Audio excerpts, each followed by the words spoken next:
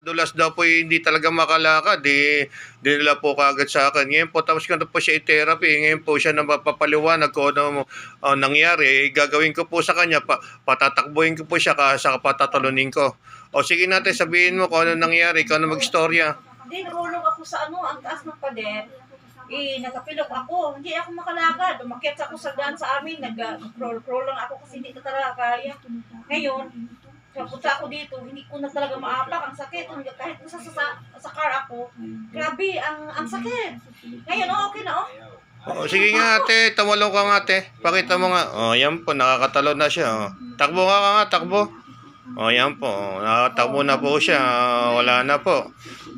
Yan po, kanina po akay-akay po nakasama niya dito na para makapunta lang po dito. Sobrang sakit po, pero ngayon po wala na po. Yan, okay na. Di po ba? Thank you, Lord. Thank you, Lord. Sige po, ano masasabi mo sa kuya? May rekomenda mo ba ako isang professional na manghihilot din sa Jeddah? Talagang promise. Promise, may rekomenda mo ba ako sa mga...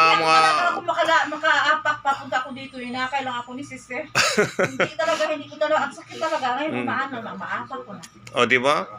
Di ba, sabi ko sa iyo, may pain ka din diyan sa wrist mo. Di ba? Mas masakit pa ngayon sa wrist mo hinawakan ko, di ba? Sabi ko sa iyo, pag nawala yung pain mo sa wrist, mawawala na yung pain sa ankle mo. Tama ako mali. Di ba? Nung mensahe ko yung wrist mo, tapos binalikan natin yung ankle mo, di ba? Wala nang pain. Tama ako mali. Tama. Di ba?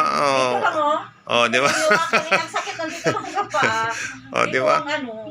Kasi po may signal po ang katawan ng tao, kaya po hindi ko mo masakit yung ankle mo, yun na yung masakit. Pero pag may nawakan na ibang connection sa katawan, matatanggal po yung pain na sa wrist kahit hindi na po hawakan po yung wrist. Tama po ba kayo doon? Kasi po yung iba yung mapangusga.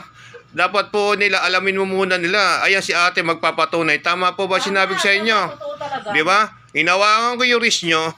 Dito. Masakit, di ba? Sobrang sakit. Ngayon, nung nirab ko yan, nawala yung pain. Tapos binalikan ko yung paa mo, ankle. Di po ba nawala yung pain? Tama po ba ako? Tama, nakaano na ako. Yan po. Naitatakbo na po. God bless po. Naitatalon na po. Sige po.